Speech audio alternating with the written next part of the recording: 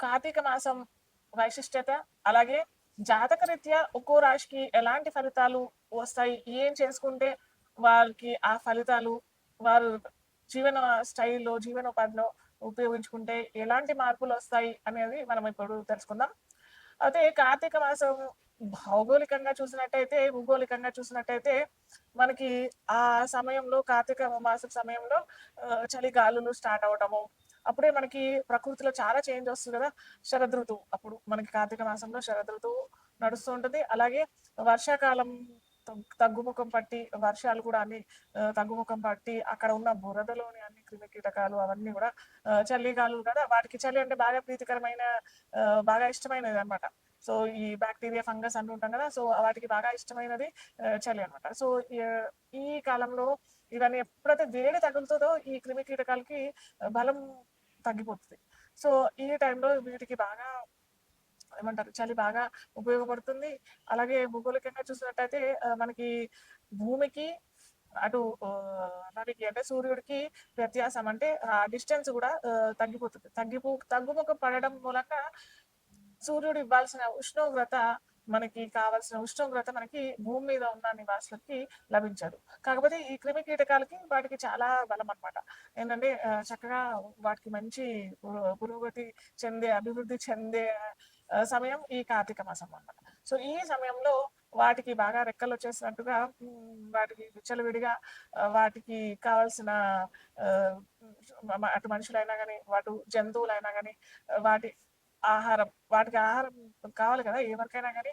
మన 1,82,00,000,000,000 జీవుల్లో ఈ క్రిమి కీటకాలు గూడా ఒక జీవరాశి కదా! సో, ఇవి కొంచెం వాటికంటే పెద్దగా ఉన్న జీవులని జీవుల నుంచి అవి రక్తమన్నా లేదా చెమట అయినా ఏదో ఒకటి వాటి ఆహారం ప్రకారంగా వాటి జీవనోపాధి, జీవన శైలి ప్రకారం లైఫ్ స్టైల్ అంటాం కదా! సో, లైఫ్ స్టైల్ ప్రకారంగా ఇవి ఆధారపడి ఉంటాయన్నమాట. సో, ఇలా మనకి ఈ భూమికి సూర్యుడికి వ్యత్యాసం అంటే భూమికి, సూర్యుడికి డిస్టెన్స్ పెరగడం మూలంగా చలి తీవ్రత పెరిగిపోవడం మూలంగా మనకి ఇలా వ్యాధులు, రోగులు మీరు ఆహ్, చూస్తూ ఉండొచ్చు. హాస్పిటల్స్ ఇవన్నీ గూడా మనకి అక్టోబర్, నవంబర్, డిసెంబర్‌లో ఎక్కువగా విపరీతంగా రద్దీగా ఉండిపోతాయన్నమాట.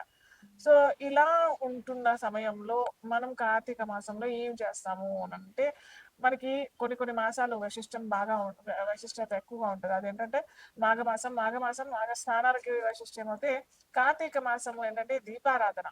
సో, ఇవి ఉష్ణోగ్రత తగ్గిపోతదని అనుకున్నాం గదా! చలిగాలులు వీస్తున్న టైం అవుతుంది గదా!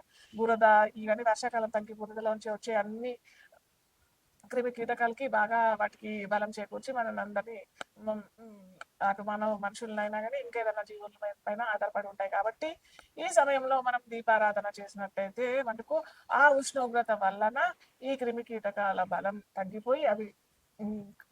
ఏమంటారు బాగా ఎక్కువ మంటలు వేస్తే గూడా వాటికున్న బలం తగ్గిపోయి అవి చనిపోయే అవకాశాలు గూడా చాలా ఉంటాయి గాబట్టి, మనకి అటు పెద్దలైనా గాని ప్రాచీన భారత సంప్రదాయంలో మనము కార్తీక మాసంలో మనం ఖచ్చితంగా దీపారాధన చేసుకొని, అటు మనకి కార్తీక మాసంలో దీపావళి కూడా వస్తది.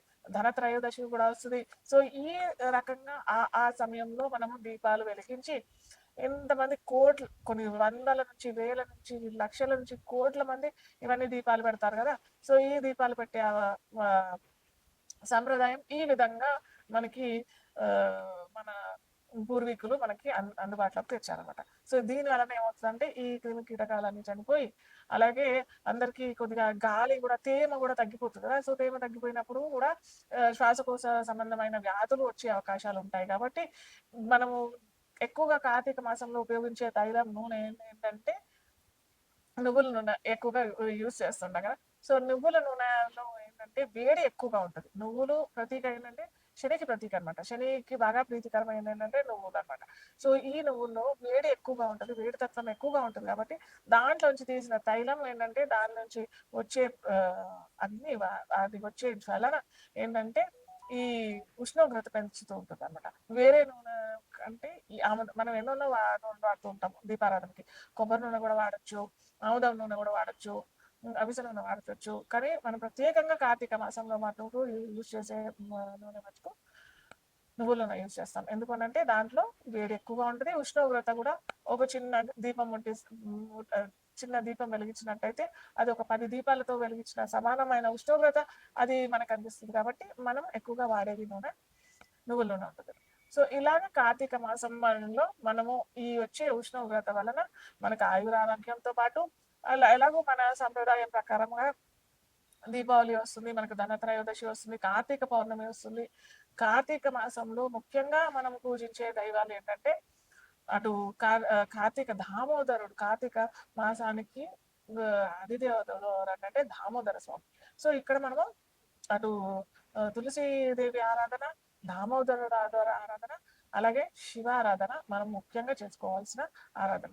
అలాగే ధనత్రయోదశి రోజు నుంచి మనకు దీపావళి రోజు వరకు మనకు మహాలక్ష్మీదేవి ఆరాధన మనకు చేసుకుంటూ రావడం మనకి సాంప్రదాయకంగా మన పూర్వీకులు మనందరికీ అందించిన అద్భుత అవకాశాలు. ఎందుకు అద్భుత అవకాశాలు అని చెప్తున్నానంటే ఇప్పుడు మనం సంవత్సరం మొత్తం పొడుగున మనకు అటు కుటుంబ వ్యవస్థ అయినా, ఫైనాన్స్ గా అయినా, అటు వ్యాపార రంగంలో అయినా కానీ, అటు ఉద్యోగ రంగంలో ఉన్న వారికి కూడా ఎవరైనా కానీ ఈ దీపావళి ధనత్రయోదశి రోజు చేసుకున్న పూజలు పునస్కారాల వల్ల వారికి ఆ సంవత్సరం పొడుగునా మంచి ఫలితాలు వస్తాయి. కాబట్టి మహాలక్ష్మీదేవి, కుబేర స్వామి ఆరాధన చేసుకున్నట్టయితే అటు సంపద, డబ్బు, అవకాశాలు వచ్చే అవకాశాలు ఉంటాయి.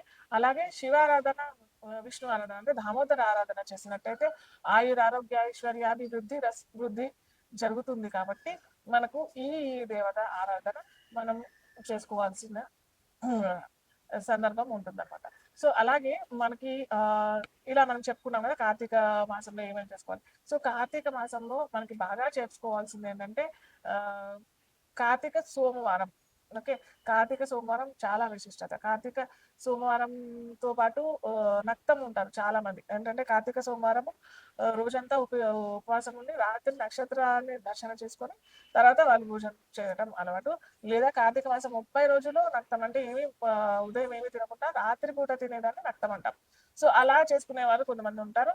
సో మేము ఆరోగ్య వ్యవస్థ ఎలా ఉంది దాని ప్రకారం మీరు చేసుకుంటే మటుకు మంచిది. ఇప్పుడు ఏదో నేను చెప్తున్నాను కాబట్టి నక్తం ఉంటే మంచిదా?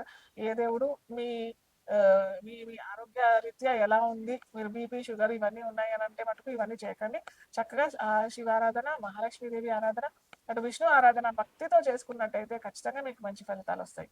అలాగే కార్తీక మాసంలో బాగా చెప్పుకోదగ్గ వైశిష్టత ఏంటంటే కార్తీక పౌర్ణమి. కార్తీక పౌర్ణమి దాంతో పాటు సోమవారం కూడా వచ్చినట్టయితే అట్లీస్ట్ ఆ ఒక్క రోజైనా మీరు ఆ పగటి పూట మొత్తం ఫ్రూట్స్ తీసేసుకొని, పాలు ఫ్రూట్స్ తీసేసుకొని రాత్రి భోజనం చేసుకున్నట్టయితే శివారాధన, మహాలక్ష్మీదేవి ఆరాధన, దామోదర ఆరాధన, తులసి కోటలో దీపారాధన, పొద్దున్నే ఉదయాన్నే లేచి అటు తులసి ఆరాధన. ఎందుకు తులసమ్మ ఆరాధన చేయాలి అని అంటే మనకి కార్తీక మాసంలోనే ద్వాదశి రోజు మనకి విష్ణు తులసమ్మ కళ్యాణం చేసుకుంటాం. కాబట్టి అలా చేసుకోలేని వారు మనకు ఈ కార్తీక మాసం మొత్తం మనము ఈ తులసి కోట దగ్గర దీపం పెట్టుకుంటే చాలా మంచిది అనమాట.